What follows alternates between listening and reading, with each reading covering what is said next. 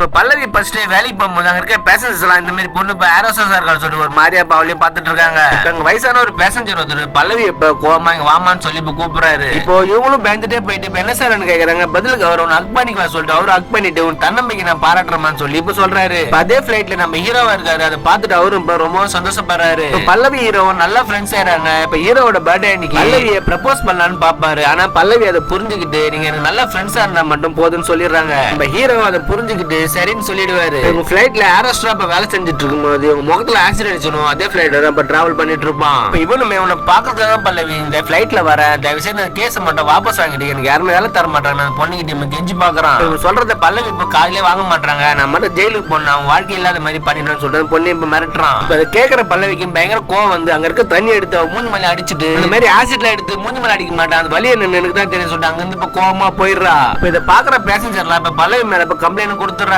இப்ப இதனால பல்லவி கிட்ட நம்ம ஹீரோ தயவு செய்து ஒரு சாரி லெட்டர் மட்டும் எழுதி கொடுன்னு நம்ம கேட்கறாரு. இப்ப பல்லவி என்னால சாரி லெட்டர் எல்லாம் எழுதி கொடுக்க முடியாதுன்னு சொல்லிடுறாங்க. நம்ம ஹீரோ நீ சாரி சொல்லணும்னா நீ இன்னும் ஒரு மாசம் தான் இந்த ஆரோஸ்ட்ரா ஒர்க் பண்ண முடியும்னு சொல்லிடுறாரு. இப்ப பல்லவி நான் பரவாயில்ல இந்த வேலையை ஒரு மாசம் மட்டும் செஞ்சுட்டு போயிருன்னு சொல்லிட்டு அவங்க இப்ப வேலையை செஞ்சுட்டு இருக்கும் போது பிளைட் பாத்தீங்கன்னா பயங்கரமா இப்ப ஷேக் ஆக ஆரம்பிக்குது. என்னடா இப்ப கார்பெட் ஏரியால போய் பார்த்தா கேப்டனுக்கும் நெஞ்சு வலி வந்து இப்ப உடம்பு முடியாம போயிடுது. இப்ப கோ பைலட்டும் பிளைட் எப்படி லேண்ட் பண்ண போறன்னு சொல்லிட்டு அவரும் பயந்துட்டு இருக்காரு.